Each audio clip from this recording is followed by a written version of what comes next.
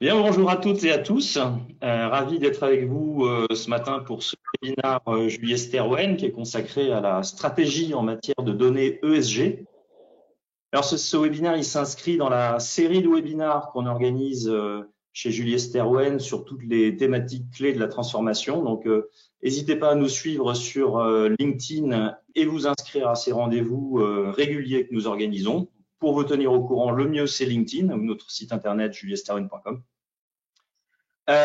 Pour laisser le temps à ceux qui ont quelques minutes de retard d'arriver, je vais dire quelques mots de qui nous sommes, Julie Sterwen. Alors moi-même, je suis heureux animateur et fondateur de Julie Sterwen.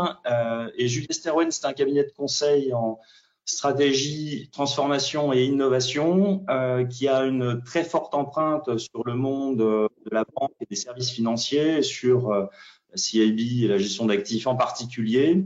On a une particularité sur le marché qui fait notre différence par rapport aux autres cabinets qui interviennent sur les mêmes thématiques que nous, c'est le fait qu'on a fait le choix très tôt, poussé par l'idée que les transformations, les stratégies sont certes d'arriver par des impératifs de business, mais réussies par les femmes et les hommes, de combiner toujours dans toutes nos actions, dans toutes nos réflexions, des expertises sur l'accélération des business, la distribution, la relation client, l'agilité des organisations, la performance opérationnelle, mais aussi l'accompagnement des femmes et des hommes, donc que ce soit accompagnement de dirigeants, que ce soit la transformation managériale, la transformation culturelle, l'accompagnement du changement. Voilà, donc dans tout ce qu'on fait, on combine le business, le people, et puis bien sûr deux leviers supplémentaires que vous voyez en bas à gauche, qui sont l'agilité, avec notre définition à nous, qui repose sur la confiance, le bon sens et la simplicité, et puis évidemment le digital, la data, les nouvelles technologies, qui sont pas l'alpha et l'oméga, mais qui pour autant sont forcément un levier extrêmement important aujourd'hui pour atteindre les objectifs, les ambitions en fait de nos clients. Alors, on a été élu meilleur cabinet en 2019, il n'y a pas eu de classement en 2020, ça nous arrange. On est classé au plus haut dans tous les classements établis sur notre industrie par le magazine, l'éditeur Décideur, et en particulier dans le monde banque et finance et dans les transformations digitales. Et puis, pour terminer, il y a un point qui nous caractérise aussi en particulier, c'est le fait qu'on est un cabinet qui accorde beaucoup de valeur au fond. Donc, on fait beaucoup de recherche au sens propre du terme, beaucoup de prospectives, beaucoup d'études, d'observatoires, de livres blancs, de tribunes d'experts, de papiers de recherche. C'est à peu près 400 publications plus ou moins épaisses sur beaucoup de thématiques de la transformation que j'ai évoquées juste avant par an. Et ça nous donne aussi, évidemment, ça nourrit nos approches, nos problématiques. Et finalement, ce webinaire fait partie des éléments de fond qu'on souhaite apporter aussi bien à nos clients, nos prospects, à notre écosystème et à vous-même qui êtes autour de ce webinaire. Voilà pour la présentation de Julie Sterwen. Mais revenons à notre sujet du jour. Alors, on voit de façon évidente que les évolutions réglementaires récentes ont généré un fort accroissement des besoins de données extra-financières et que ça n'a pas l'air de vouloir s'arrêter, bien au contraire, hein, c'est un euphémisme. Mais ce marché des fournisseurs de données, on voit aussi qu'il est foisonnant, il a manifestement et assez logiquement une tendance à se concentrer. Il comporte des offres qui sont souvent très hétérogènes, parfois même divergentes, si on regarde bien, et elles sont pas simples à comprendre, à analyser pour les sociétés de gestion. Alors, face à cette situation, la question, et c'est le thème en fait de notre webinaire, est de savoir quelle stratégie adopter en matière de données extra-financières. En particulier, quels sont les enjeux, les pistes de réflexion concernant des thématiques comme l'approvisionnement des données, l'agrégation, l'enrichissement, le traitement des données, le reporting, les principes d'organisation, de gouvernance, d'architecture IT autour de ces données, et puis une thématique qui est également très d'actualité hein, au moment où se tiennent toutes les assemblées générales, l'engagement actionnarial et le vote en assemblée générale. Donc, pour nous éclairer sur ce sujet, on vous propose donc cette table ronde qui réunit bien sûr des grands témoins hein, qui exercent des responsabilités dans des domaines variées, comme la gestion des risques, la gestion de la data, l'IT, au sein de différentes sociétés de gestion, qui présentent des caractéristiques variées en termes de taille, d'AUM ou d'actifs sous gestion, de clientèle ou de type de gestion. Donc, on a avec nous, et je les remercie de leur présence, dans le désordre, Jean-Baptiste Denisot, qui est Chief Risk Officer chez LBPAM, la Banque Postale Asset Management. Mathieu Dumergue, qui est Chief Data Officer chez Ophi Asset Management. Et puis Bertrand Honoré, qui est Group Chief Technology Officer chez Tikeo Capital. Et puis on accueille aussi Guillaume Andreu, qui est mon camarade de Julius Sterwen, qui est directeur associé et qui travaille beaucoup sur ces sujets de données ESG en particulier. Donc je suis sûr qu'ils vont vous apporter un éclairage aussi riche que concret sur leurs enjeux en matière de données ESG et sur les réponses qu'ils ont trouvées en la matière. Alors, avant de laisser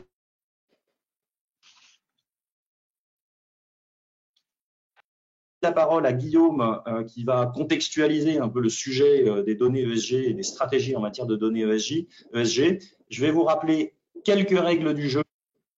Merci Judith, qui est notre directrice de la communication, qui est cachée, mais qui a un grand rôle dans ce webinaire. Évidemment, les micros sont coupés, vous avez l'habitude de ça et vous êtes déjà très diligents là-dessus. Si vous ne nous entendez pas, cliquez sur la petite flèche orange, là, conformément au petit schéma que vous voyez sur le slide. Voilà. Et puis, on a évidemment prévu de prendre vos questions au fil de l'eau. Pour poser vos questions, vous voyez qu'il y a un onglet ou une ligne grise selon l'interface que vous avez à droite de votre écran, avec questions, donc vous dépliez sur questions et puis vous posez votre question. Enfin, tout ça est très simple. On passe un quart d'heure à l'expliquer. Il y a une grosse aujourd'hui, ça paraît évident pour tout le monde. Voilà, donc n'hésitez pas et on prendra un temps avec Emmanuel Godet de Julius Sterwen, donc qui collecte toutes ces questions pour les poser en fait à nos intervenants et puis tâcher d'y répondre le mieux possible. Guillaume, je te laisse la main pour contextualiser un petit peu ce sujet des données ESG. Entendu. Merci beaucoup, Marc, pour cette introduction. Alors, justement, en guise d'introduction, moi, je voudrais rappeler quelques éléments de contexte et sans vous noyer sous les chiffres, j'aimerais quand même partager quelques stats qui éclairent le véritable basculement dans la finance durable que vit aujourd'hui l'industrie de la gestion d'actifs. En termes d'encours, tout d'abord, donc selon Morningstar, les fonds durables ont collecté en Europe 120 milliards d'euros au premier trimestre. C'est 4 fois plus que sur la même période il y a un an. L'encours des fonds durables dans le monde avoisinait près de 2000 milliards de dollars à fin mars. C'est 3 fois plus qu'il y a 3 ans. Mais surtout, ce qui est frappant, c'est que en Europe, qui reste à la pointe de l'investissement ESG, avec plus de 80% de la collecte mondiale, en fait, on atteint aujourd'hui un point de bascule. En effet, à la fin du premier trimestre, au cours du premier trimestre 2021, les fonds ESG ont dépassé les fonds traditionnels en termes de flux net de collecte. Et ce constat, on dresse le même si on regarde les véhicules le nombre de véhicules d'investissement. En France, le nombre de fonds qui ont reçu le label ISR est en très forte croissance, puisqu'on est passé de 222 à 656 en un peu moins de 2 ans. Alors, bon, j'arrête là avec les chiffres. Ce qu'il est important de comprendre, c'est vraiment les facteurs qui sous-tendent cette dynamique. Et leur analyse nous permet d'anticiper que cette lame de fond n'est pas prête de faiblir, loin de là. Pourquoi? Parce qu'en fait, elle résulte de l'effet conjugué de plusieurs facteurs qui chacun a également tendance à se renforcer. Premier facteur, un intérêt croissant de la part des investisseurs. Alors, on sait historiquement que l'investissement responsable a été porté par les institutionnels, mais aujourd'hui, il se développe très fort grâce aux investisseurs retail. C'est une tendance lourde, structurelle, qui est liée au basculement générationnel et à la montée en puissance des millennials qui sont bien plus concernés par les sujets ESG que ne l'étaient les baby boomers ou même la génération X. Et de surcroît, cette tendance est renforcée par les effets de la pandémie et la volonté des particuliers de donner davantage de sens à leur épargne.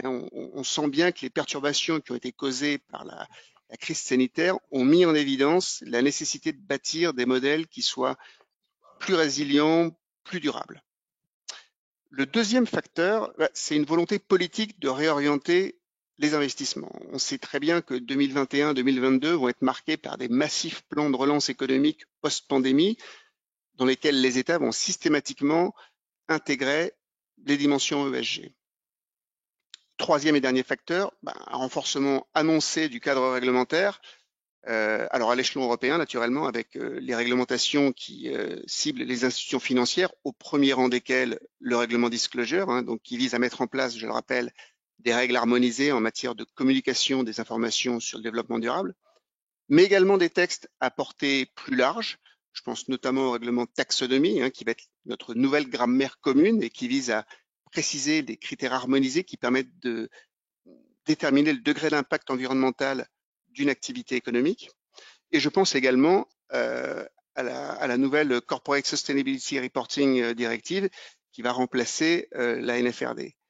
À l'échelon national, on a également des textes récents avec justement la loi énergie-climat, dont l'article 29 va remplacer le fameux article 173 de la loi de transition énergétique pour la croissance verte et qui introduit d'ailleurs des objectifs en termes de diversité. Alors, je ne vais pas m'appesantir sur ces sujets réglementaires. Il existe une profusion de webinaires disponibles en ligne. Il y en a notamment ceux qui sont organisés par l'association des acteurs de la finance responsable, dont j'ai le plaisir d'être ambassadeur. Il y en a d'ailleurs le mois prochain sur taxonomie. Donc, une fois qu'on a dit ça dans ce contexte, les dépenses ESG explosent littéralement. Selon le cabinet d'études Opimas, au niveau mondial, elles ont été multipliées par 3 depuis 2016 pour atteindre 900 millions de dollars en 2021. Alors, c'est un premier coup d'œil quantitatif. Maintenant, analysons le marché ESG sous l'angle plus qualitatif. Donc, c'est ce qu'on trouve sur la slide suivante. Alors, si on s'intéresse aux fournisseurs de données, qu'est-ce qu'on constate? Depuis 5 ans, les agences indépendantes européennes sont progressivement passées sous le contrôle de grands acteurs anglo-saxons. En fait, c'est la fragilité de leur modèle de rémunération. On en a fait des proies assez faciles. Donc, je vais vous épargner la litanie des rachats qui sont rappelés ici sur la slide. On a fait figurer les plus significatifs. En revanche, ce qu'il faut avoir à l'esprit, c'est que ces acquéreurs, d'une part, ce sont des acteurs majoritairement américains, d'une part, et d'autre part, ils sont issus d'univers d'industries diverses. On a des agences de notation de crédit, des fournisseurs d'indices, des opérateurs de bourse. Et ils ont une conception de l'ESG, on va dire, qui est assez différente, pour le dire de façon policée. Ou en tout cas, une conception qui est volonté plus restrictive et plus centrée pour le climat. On pourrait même dire qu'ils ont sans doute une vision qui est sans doute plus opportuniste. Et naturellement, sur la slide suivante, on va voir que cette effervescence du marché n'est pas sans conséquence sur les offres qui sont toujours plus riches et plus difficiles à analyser, à lire, à décrypter pour les sociétés de gestion. D'une part parce qu'elles sont hétérogènes, donc au-delà de l'offre que moi je qualifie de cœur, à savoir la mise à disposition de données brutes ESG, de la production de scores et de rating ESG, eh bien, il existe une foule d'offres qu'on va qualifier de périphériques qui sont très inégalement couvertes. Il s'agit notamment des suivis de controverses, par exemple, du screening, du proxy advisory, donc le conseil en vote en AG, ou encore du suivi de l'engagement ou du stewardship. D'autre part, et Marc l'a rappelé, ces offres sont également souvent divergentes. Il y a de nombreuses études académiques, dont notamment celle de la Sloan School of Management du MIT, qui font apparaître que les notations ESG présentent un taux de corrélation qui est bien plus faible que les notations de crédit. Et naturellement, cette dispersion incite les sociétés de gestion à multiplier les sources de données ESG. Bref, les sociétés de gestion sont confrontées aujourd'hui à de nombreux enjeux, en termes d'acquisition de données, en termes d'agrégation, d'enrichissement, en termes également d'engagement actionnarial, de vote aux AG, et puis plus généralement de principes d'organisation, d'architecture IT, de gouvernance à mettre en œuvre. Donc, Marc l'a rappelé, on a la chance d'avoir autour de la table pour répondre des panélistes avec des responsabilités différentes et au sein d'établissements variés en termes d'AUM, de clientèle, de type de gestion. Donc, je pense qu'ils vont nous apporter un éclairage complémentaire sur ces sujets. Ok, merci Guillaume. Donc, je vais commencer à vous poser des questions. Quand j'entends cette introduction de Guillaume, on comprend bien que le sujet, le marché des données ESG explose. Très bien. Alors, la première question que j'ai envie de vous poser, c'est finalement comment on fait pour s'y retrouver dans toute cette jungle? Alors, peut-être on va commencer par vous, Mathieu Dumergue. vous pouvez d'ailleurs vous prendre quelques secondes pour vous présenter un peu plus avant, mais comment vous faites, vous, chez Ophi Asset Management, pour vous retrouver en fait dans cette profusion en fait de données ESG et de providers? Bonjour Marc, bonjour à tous. Donc Mathieu Dumergue, oui, Chief Data Officer chez Ophi Asset Management. En bref, j'ai une équipe d'une dizaine de personnes qui s'occupent de l'acquisition, l'organisation et puis la rediffusion des données, alors, au sens large, hein, pas que les données ESG, aussi bien en interne, pour tous les usages internes qu'en externe pour nos clients. Donc comment on s'y retrouve? Eh ben, tout d'abord, on voit que le sujet il est vaste, hein. On s'implique, on prend connaissance et on s'applique à comprendre les données, les enjeux qui sont liés à tout ça.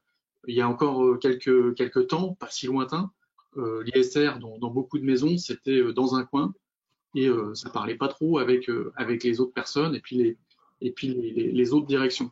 Aujourd'hui, les données ESG elles doivent traverser l'entreprise.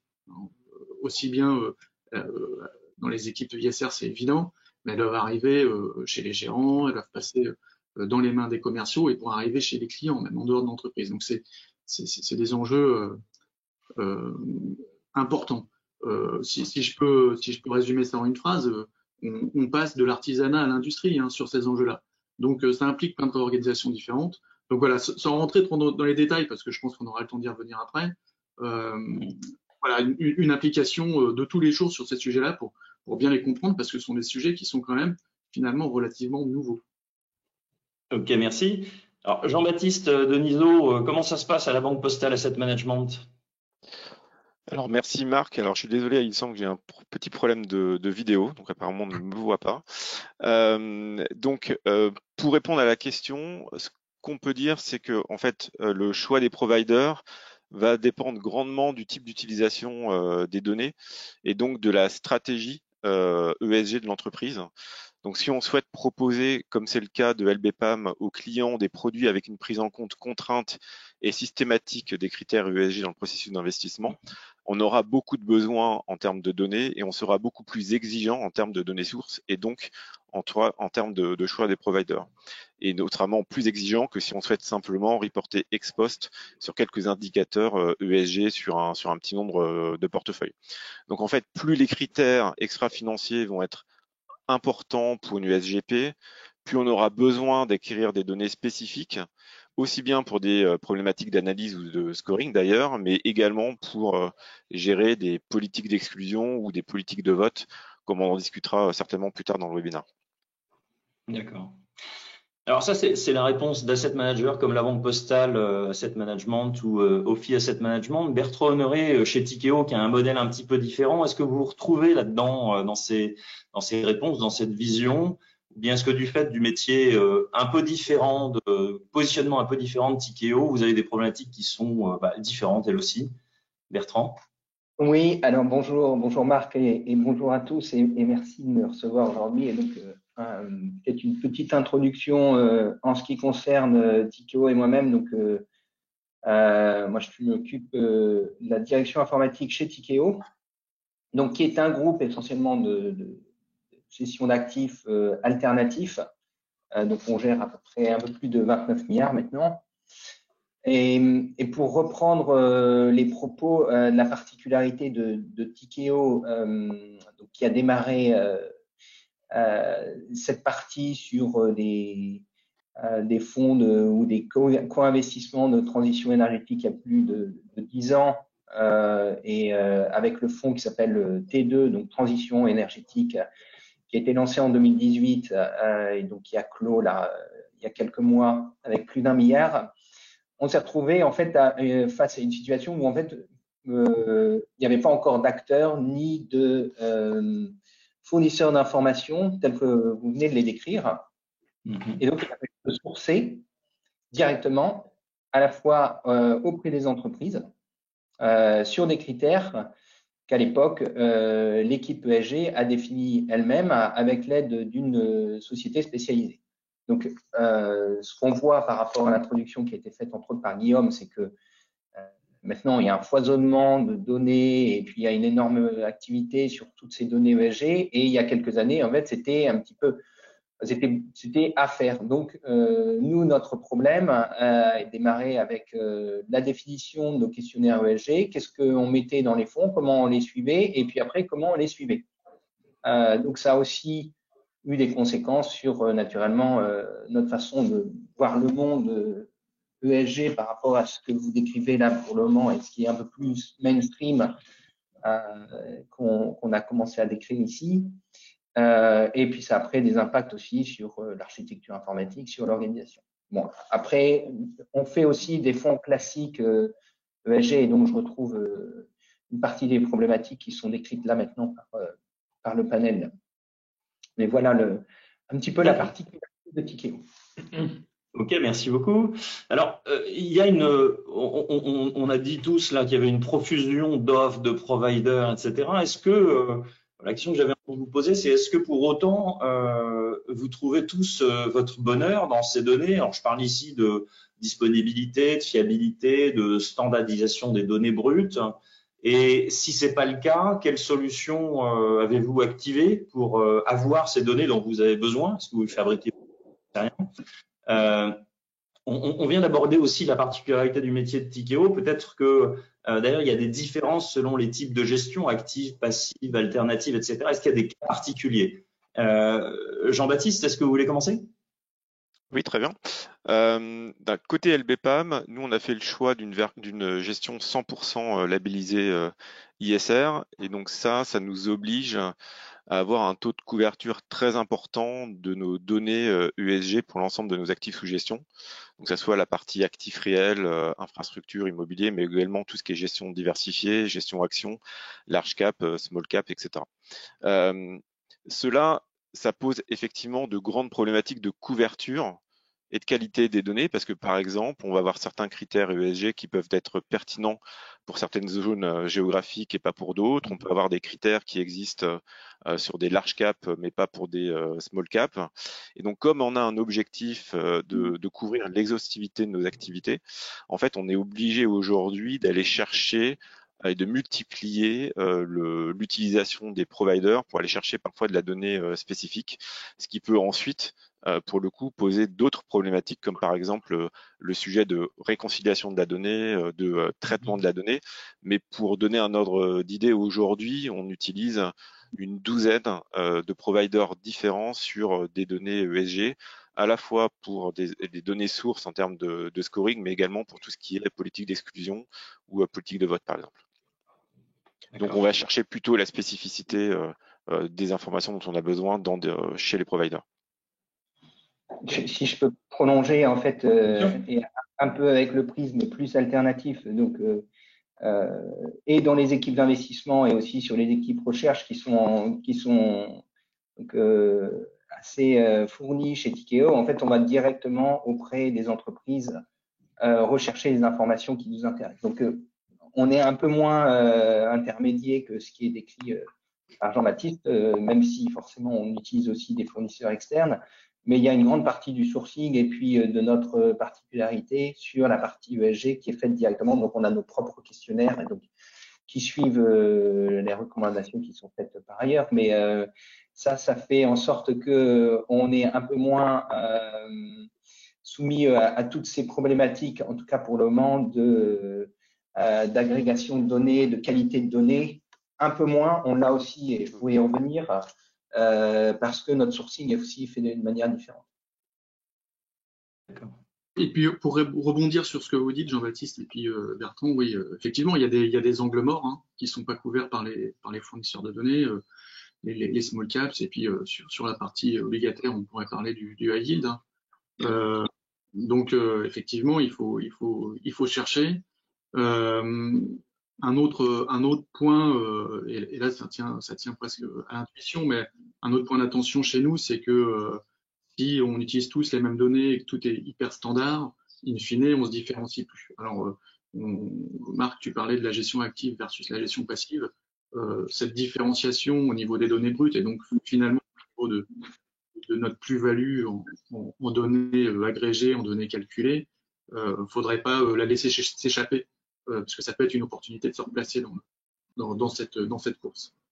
Et puis voilà, je vais pas paraphraser ce que vous avez dit, mais effectivement, il y a une problématique de normalisation des données, hein. Même aujourd'hui, si il y a des rachats, la donnée reste hétérogène.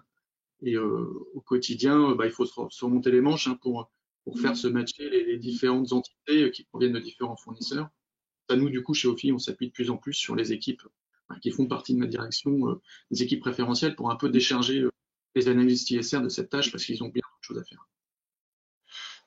Peut-être Juste, pour rebondir sur ce que Mathieu disait, en fait, pour expliquer l'angle mort dont Mathieu parlait, c'est précisément là où nous, de notre côté, chez Tikeo, on va le combler simplement parce qu'on va faire l'analyse de direct auprès de l'entreprise. Après, ça prend un temps considérable. Voilà, il y a ce paradoxe, cette dualité à gérer parce qu'on acquiert des données structurées, relativement structurées auprès des data providers, mais néanmoins, pour aller chercher ces petites différenciations, ces angles morts, on va peut-être ou on va devoir travailler avec des sociétés spécialisées, hein, pour faire du sur-mesure. Donc, on va avoir cette dualité à gérer entre données très structurées et puis sur-mesure qui va devoir s'appuyer sur des données qui vont être pas du tout structurées pour le coup, hein, qui vont être du réseau social, de la news diverses et variées, etc.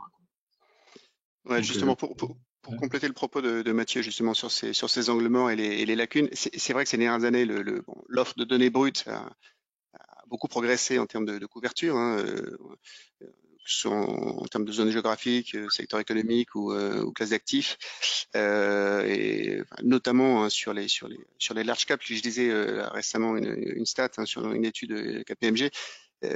Aujourd'hui, il y a 90% du S&P qui publie des rapports ESG. En 2011, il y en avait moins de 20%. Mais alors, pour revenir sur les gaps, c'est vrai que il y a des lacunes, hein, tu l'as dit, sur les classes d'actifs, hein, parce que les actions des grandes sociétés cotées bénéficient d'une très large couverture. En revanche, c'est vrai que les titres des sociétés non cotées ou les PME sont couvertes seulement marginalement par une minorité de data providers, souvent des spécialistes comme Equifinance ou autres. Mais il y a un autre data gaps ou un autre lacune, hein, sur lequel je voulais insister, c'est les zones géographiques, hein. On voit aujourd'hui que les marchés émergents pâtissent d'une faible couverture. Alors, il y a des initiatives et une consultation qui a été lancée par la Commission européenne, hein, pour la création d'un point d'accès unique à l'information réglementée qui est publiée par les sociétés cotées européennes, hein, et d'ailleurs qui vont être traitées de façon électronique. Mais là encore, la constitution de cette vaste base de données publique digitalisée, même si elle va dans le bon sens, en fait, ça répond que partiellement à la question, hein, parce que on ne traitera que les sociétés européennes et les sociétés cotées. Donc ça, c'est sur le premier aspect, hein, donc qui est la disponibilité. On voit encore qu'il y a encore du chemin à faire. Après, il y a un deuxième point qui me paraît important, c'est la dimension standardisation des données, ce que tu mentionnais, Mathieu. Donc, on voit bien qu'à la différence des données financières, hein, qui sont encadrées par les FRS, on n'a pas le même type d'encadrement encore, hein, sur les data EEG, donc elles sont hétérogènes, de faible qualité. Alors, c'est le grand chantier, hein, cette normalisation des données ESG, c'est le grand chantier de la révision de la NFRD, hein, qui a été confié à l'EFRAG, hein, donc qui est le groupe, l'advisory group pour le reporting financier. Et donc il y a un rapport qui est publié le 21 avril dernier. Et donc la Commission a confirmé qu'on va étudier la possibilité d'encadrer des normes européennes non financières. C'est tout l'enjeu du texte que je mentionnais en introduction, qui est donc la Corporate Sustainable Reporting Directive, qui va remplacer la NFRD et introduire de nouveaux standards. Et puis il y a un dernier point sur les données brutes, hein, qui est hyper court, c'est la fiabilité, hein. Il faut garder que toutes les infos qui elles proviennent des données qui sont reportées par les entreprises. Donc, il y a forcément un risque de greenwashing. Je vous renvoie justement au scandale qu'il y a eu récemment avec Aramco, hein, donc qui aurait sous-estimé son empreinte carbone de plus de 50%. Donc, il y a vraiment une nécessité de mettre en place des contrôles pour lutter contre ce greenwashing. Merci. En fait, dans la continuité de ce qu'on vient de se dire, et par exemple, Bertrand, tu l'as évoqué, j'avais envie d'ouvrir une question un peu plus large. Euh, Finalement, quels sont les critères de sélection, en fait, les critères de choix de ces data providers? Et une fois récupérée la data brute, en fait, de ces data providers, qu'elle soit structurée ou non, est-ce que vous êtes obligé de construire vos propres scoring, rating USG? C'est le point que tu évoquais, je crois, Bertrand. Quelle stratégie vous avez choisi là-dessus? Quelles difficultés vont rencontrer les uns les autres sur le sujet?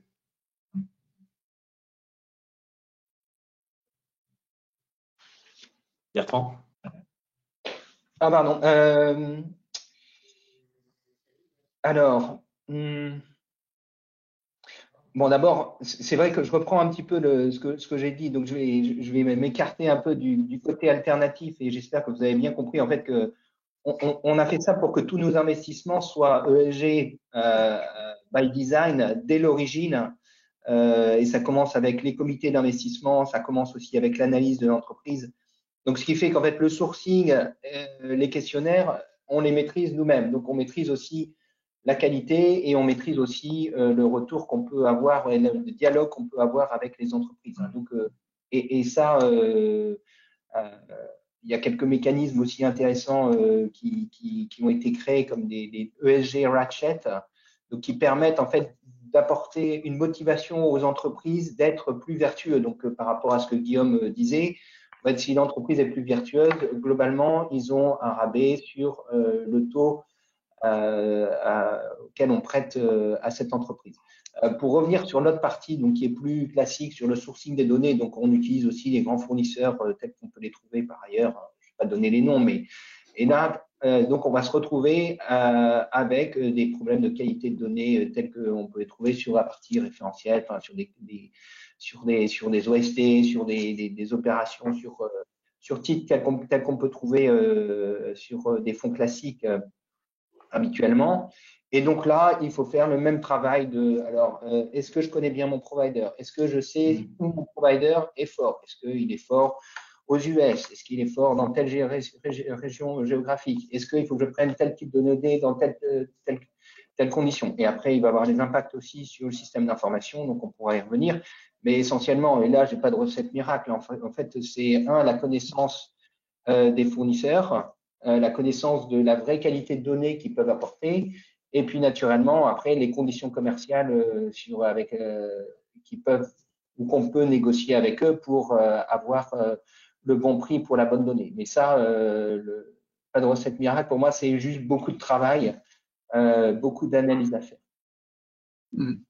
Pas grand-chose à rajouter par rapport à ce que tu dis, Bertrand. Un autre critère qu'on regarde, nous, c'est la disponibilité des données dans le temps, et surtout dans le passé, en fait, parce que quand on veut backtester nos modèles de portefeuille ou nos stratégies, il est important d'avoir des historiques fiables. Et là, ça devient très compliqué parce que tu l'as déjà dit, c'est déjà en spot pas évident d'avoir des données de qualité qui couvrent tout le spectre. Alors en historique, c'est encore plus compliqué. Et puis à l'ordre 2, moi ce que je vois aussi de plus en plus, c'est qu'effectivement chez Ophi, on calcule nos propres scores à partir de données brutes et puis d'analyse quali évidemment.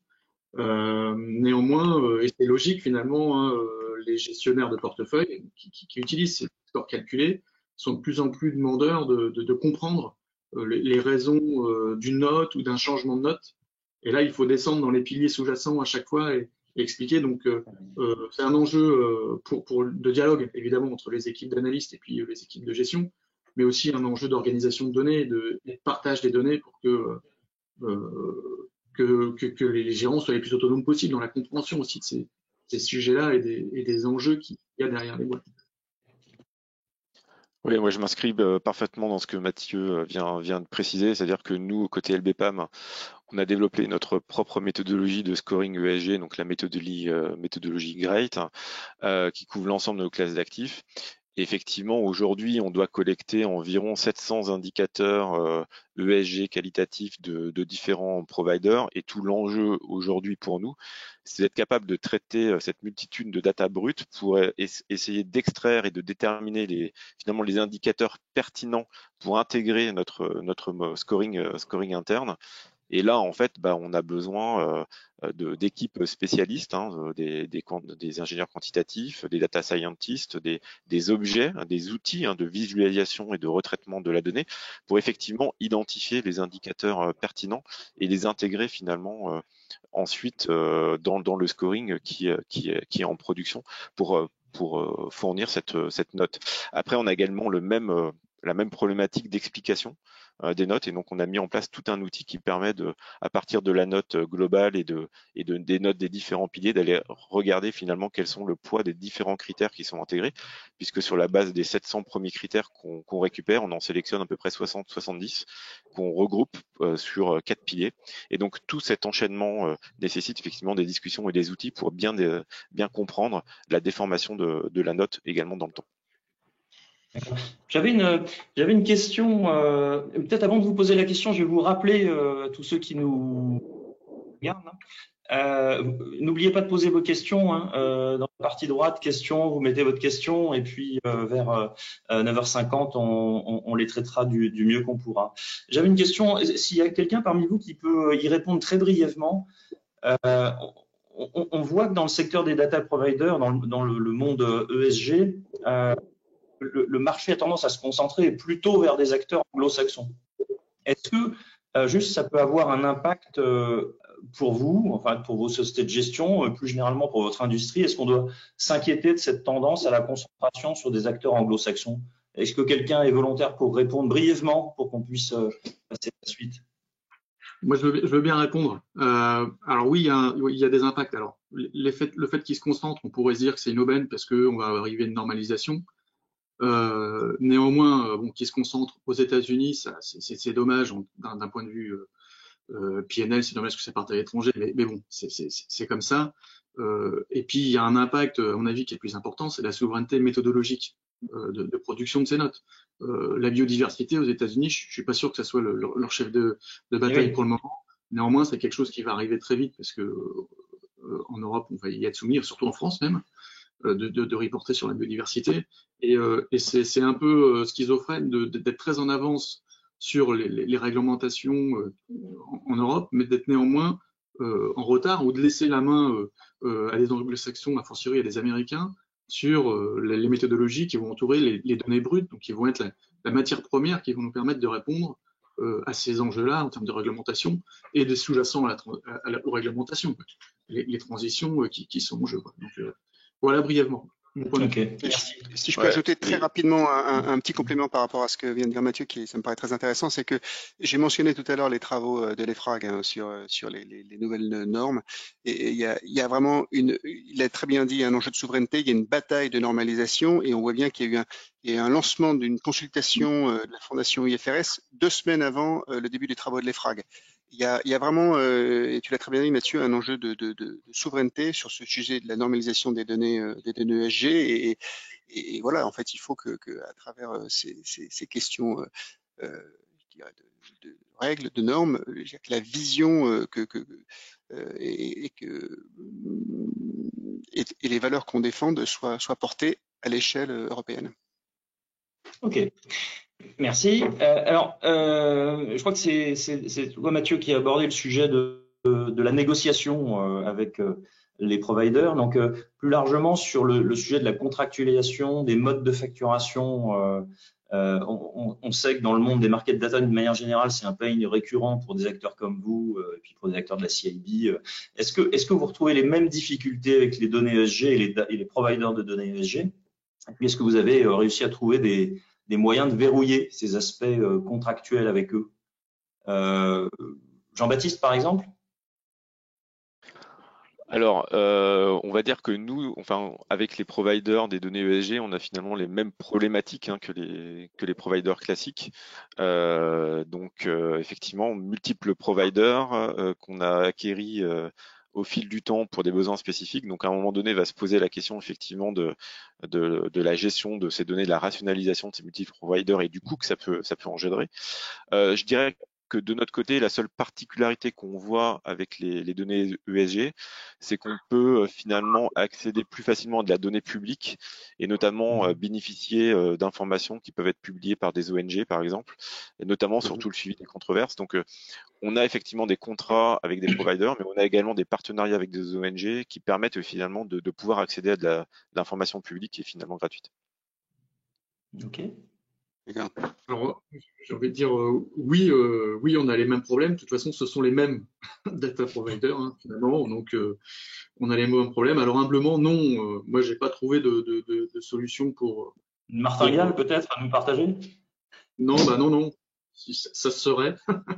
Ça se serait.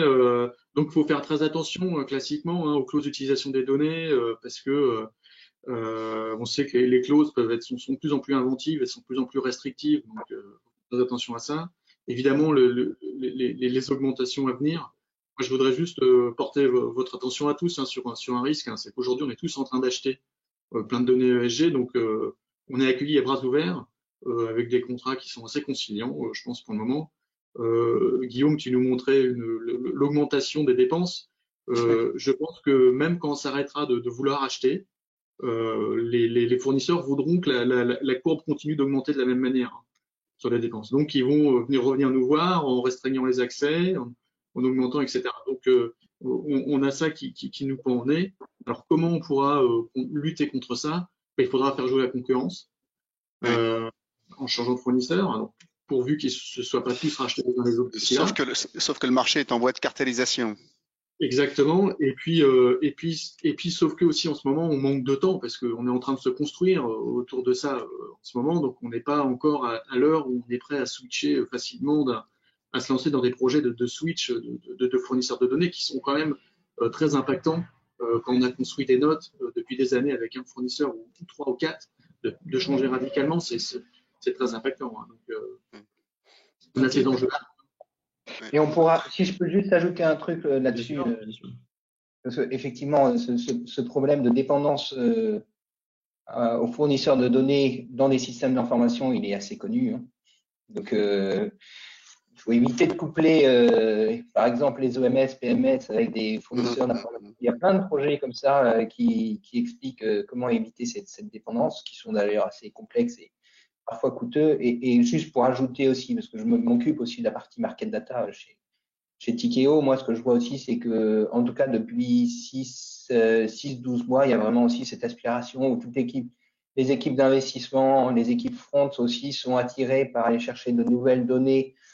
Donc, chez des fournisseurs, parce qu'ils sont mis en contact les uns avec les autres. Et donc, du coup, il y a aussi un peu une inflation sur toutes les données ESG à bonne ou mauvaise escient ou pas forcément totalement justifiées, mais en tout cas, ça peut prendre beaucoup de temps et en tout cas, ça crée aussi du coût supplémentaire.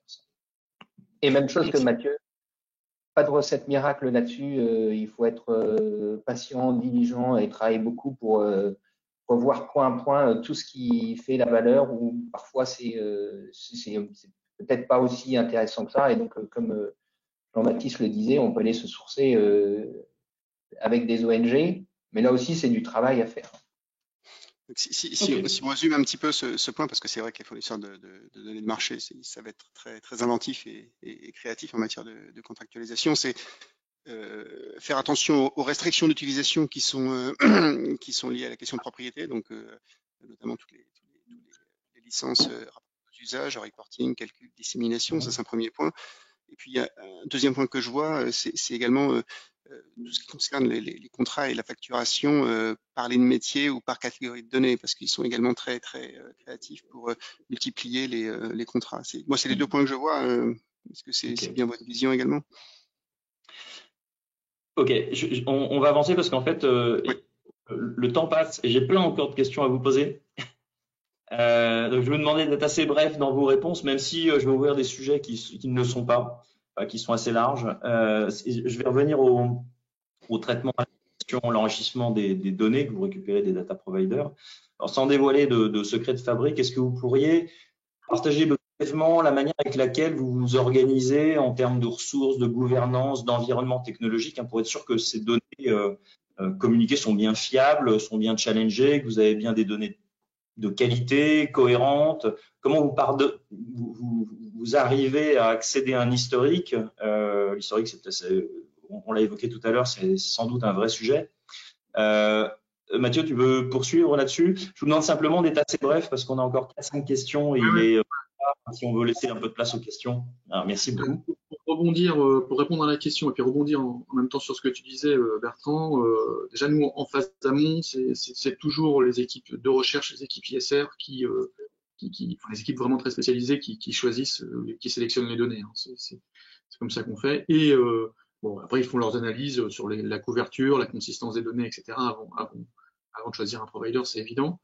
Et puis après, en usage de deuxième niveau, on repartage pas toutes les données brutes à toute l'entreprise parce que c'est le meilleur moyen de s'y perdre, c'est le meilleur moyen d'avoir des données discordantes parce qu'elles vont pas être utilisées de la bonne manière ou voilà, pas à bon escient. Donc on repartage que les données agrégées ou les données brutes, exceptionnellement, qui ont été sélectionnées par les experts comme étant aptes à être diffusées plus loin dans l'entreprise. Bertrand, peut-être?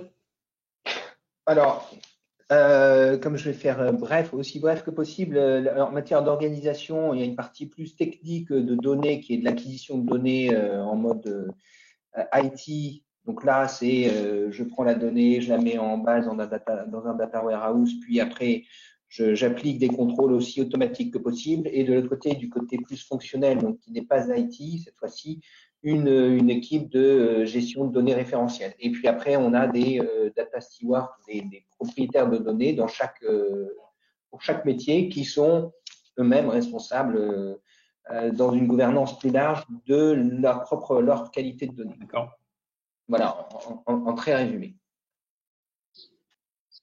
Ouais, et si je peux compléter, on a à peu près les mêmes problématiques et on travaille à peu près de la même façon que Mathieu. Hein. La peut-être subtilité, c'est que effectivement, comme on a mis en place un outil de scoring qui fait appel à énormément de données sources, ce que je peux dire, c'est qu'il est hyper important de pouvoir sauvegarder et historiser l'ensemble de la donnée brute, et notamment sans réaliser de retraitement ou de règles de complétude par défaut sur la donnée, puisque l'absence du données, c'est une information qui est importante.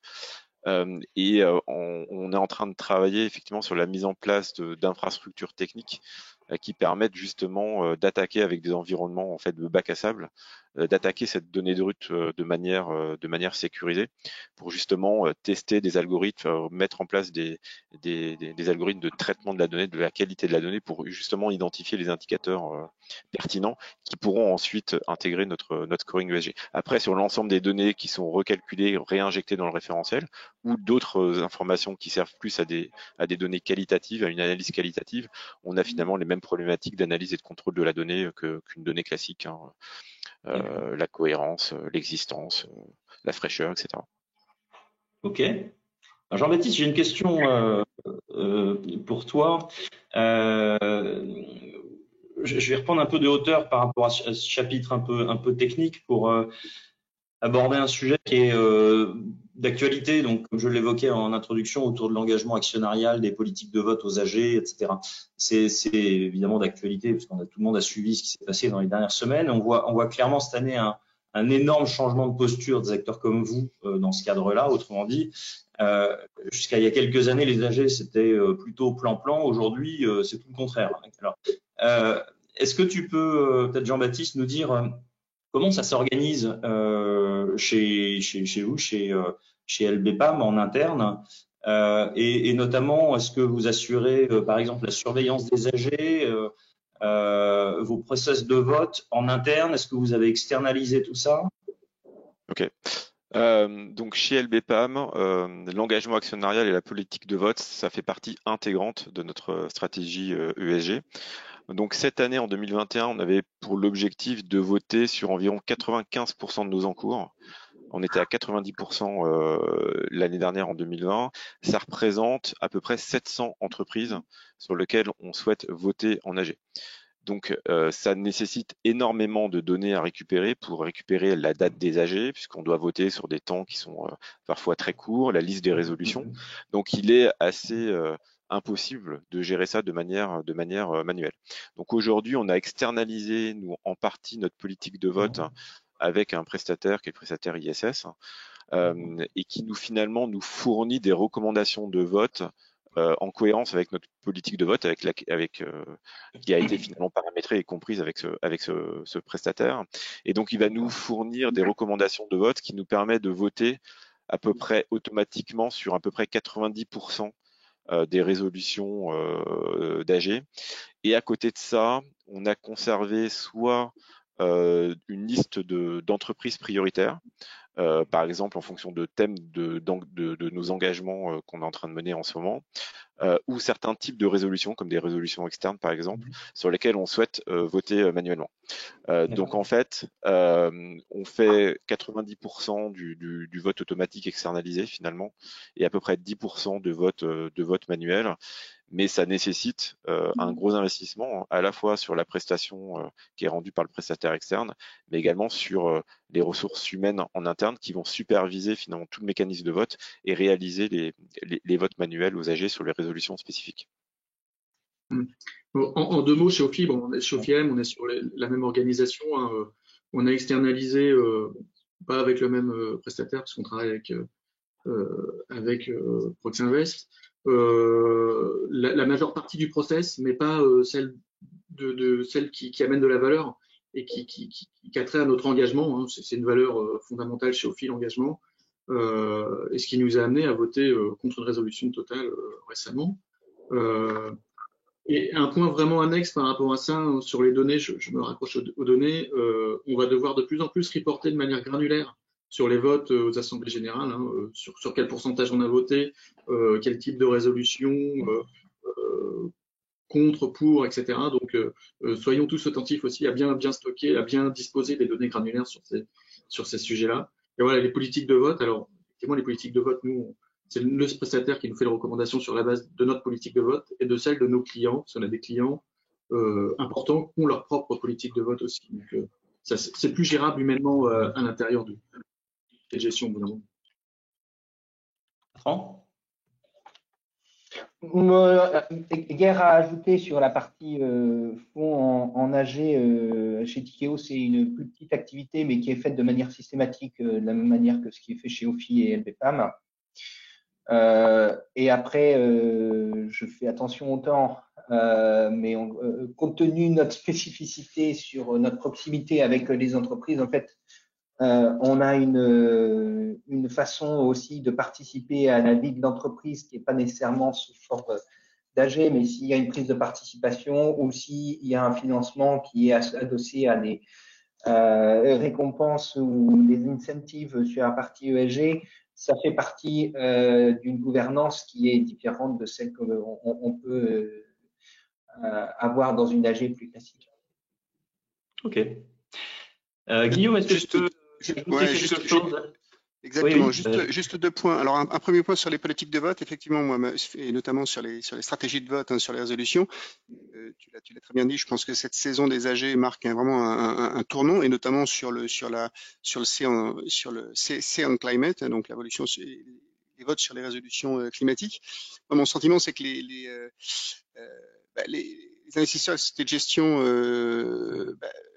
craignent en fait de se faire un petit peu piéger par les résolutions climat proposées par la DG, hein, et de fait d'adopter des stratégies qui seraient pas assez ambitieuses. Et je voulais porter justement à votre connaissance la position de principe de CalPERS, hein, donc qui gère les retraites des fonctionnaires californiens, qui a décidé de s'abstenir systématiquement pour être sûr de ne pas approuver des plans qui seraient pas assez ambitieux. Parce que une fois que c'est validé, on peut plus revenir dessus, on peut plus critiquer. Donc là, voilà, je pense qu'il y a vraiment, tu l'as très bien dit, cette année, il y a eu un changement de posture. Voilà. Et il y a également un enjeu, hein, sur les métriques et les indicateurs liés les indicateurs qu'on choisit, hein, pour reporter la politique de vote. Et je reviens sur ce que vient de dire Jean-Baptiste, hein, c'est très important de prendre comme indicateur le pourcentage des AUM, hein, plutôt que le nombre le pourcentage des émetteurs pour laquelle la société de gestion vote, puisqu'on sait très bien que avec le préemprunt de titres, hein, si on rapatrie pas les titres avant l'AG, le vote ne va concerner qu'une partie des titres qui sont détenus en portefeuille. Donc voilà, il faut faire attention et il faut être très précis dans les indicateurs qu'on choisit. Et donc ça, c'en est un. Et également, je pense que le taux d'opposition aux résolutions présenté par la DG, c'en est également un bon. D'ailleurs, voilà, BNP Paribas communique dessus en disant qu'ils ont voté contre près d'un tiers des résolutions présentées près de 2000 AG qui le suivent. Alors, j'aurais des milliards de questions à vous poser encore, mais il faut qu'on laisse un petit peu de temps pour répondre aux questions de l'assistance. Emmanuel, je te laisse la main pour en faire une synthèse et puis poser à nos invités les… Alors, oui, merci. Alors, première question qu'on a reçue, c'est comment arrivez-vous à couvrir et à contrôler la qualité sur les données, sur les small caps et sur les high yield et éviter le greenwashing? Analyse fondamentale enfin, en tout cas, réponse Tikeo doit être ça, et analyse fondamentale. Et là, encore une fois, c'est beaucoup de travail, c'est directement aller à la source, hein, et puis se faire sa propre opinion. Même chose, c'est effectivement là où les indicateurs quantitatifs et les indicateurs ESG ne sont pas présents ou ne sont pas pertinents, ou là c'est effectivement l'analyse qualitative et c'est la discussion directe entre les analystes et les émetteurs, quoi. Voilà, en interne ou en externe, hein, d'ailleurs. Il y a des sociétés qui proposent de faire des analyses ad hoc. Alors, justement, sur ce sujet de couverture des small et mid cap, il y a un sujet qu'on a assez peu évoqué jusqu'ici, c'est justement les leviers qui sont offerts par les nouvelles technologies, notamment l'IA et le machine learning, qui rendent possible, qui permettent l'exploitation de données alternatives. Et on voit d'ailleurs l'émergence de nouveaux acteurs qui sont positionnés sur cette offre-là, alors surtout aux US avec je pense notamment à True Value Labs qui a été racheté par FactSet ou Arabesque, RepRisk. On voit également des acteurs qui commencent à proposer ça en France. Est-ce que c'est quelque chose que vous regardez? Est-ce qu'il y a des initiatives en cours au sein de vos établissements? Peut-être, Mathieu, vous avez fait des choses là-dessus, non?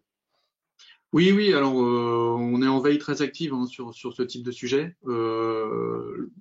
Donc effectivement, hein, il y a des données disponibles, et puis Jean-Baptiste en parlait tout à l'heure, hein, les données d'ONG, etc. Il y a des données disponibles à aller chercher, d'open data, hein, à mélanger avec un peu d'intelligence artificielle pour voir ce qu'on peut en faire. Alors pour le moment, nous c'est exploratoire, hein, on n'a pas tous ces sujets-là. Ça demande du temps ou de l'argent ou les deux, hein. Donc c'est toujours un curseur à placer, hein, dans cette course à l'ESG, parce qu'il faut pas se mentir, on est dans une course. Faut trouver du temps pour faire ça, c'est pas évident. Mais ça me semble être forcément une piste d'avenir, parce que pour être différent, pour être moins dépendant des data providers, on en a parlé tout à l'heure, ça va être incontournable. Ce que je veux dire, ouais, est-ce que c'est pas le sens de l'histoire? Est-ce que de toute façon, dans 5 ans, tout le monde utilisera des ressources par des sources alternatives de données, type Si, parce que les données images satellitaires, en allant faire du web scraping. Enfin, je pense que c'est quelque chose qui va généraliser, que si on ne prend pas le train maintenant, on risque de se retrouver un peu. Je suis d'accord, Guillaume. Les données d'ONG, il y a du travail remarquable qui est fait par les ONG, hein, et il faut s'appuyer dessus, oui. Sur des thématiques très particulières, c'est très intéressant. Enfin, faut regarder ça. Emmanuel, tu as d'autres questions de l'assistance? Oui. Quelles pourraient être les exigences des autorités de régulation lorsque des audits surviendront?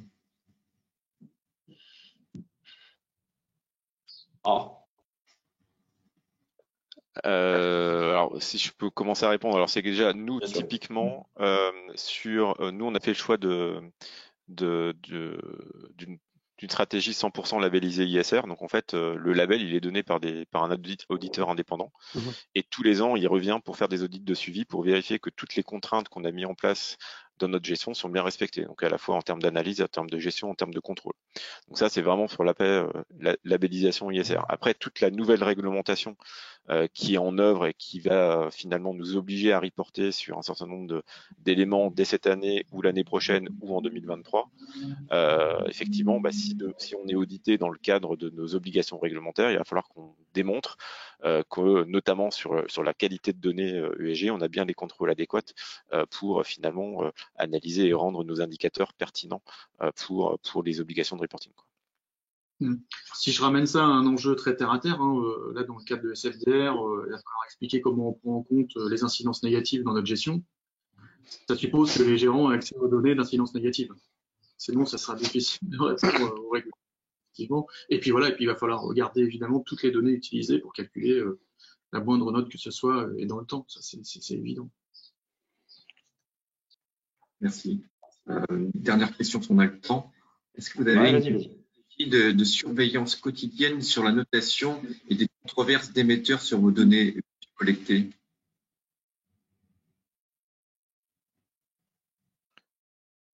Alors, sur la partie controverse, nous, on a effectivement plusieurs partenaires avec lesquels on travaille, donc plusieurs providers, donc soit des providers classiques de données de marché qui nous alimentent ensuite controverse, aussi bien des ONG, et également on fait un travail individuel des analystes sur le suivi quotidien des entreprises. Et donc, effectivement, après, on a toute une comitologie dès lors qu'il y a une potentielle controverse sur un émetteur et qui va nous permettre de discuter entre analystes gérants pour décider potentiellement d'une exclusion normative de cet émetteur qui peut être soumis à controverse et donc entraîner un risque d'image pour la société.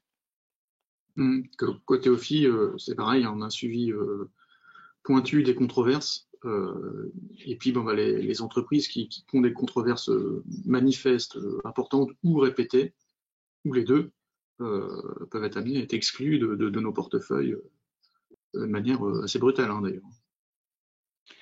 Bertrand, est-ce que tu veux ajouter quelque chose? Et ce sera le mot de la fin parce qu'on veut être ponctuel dans ces webinaires.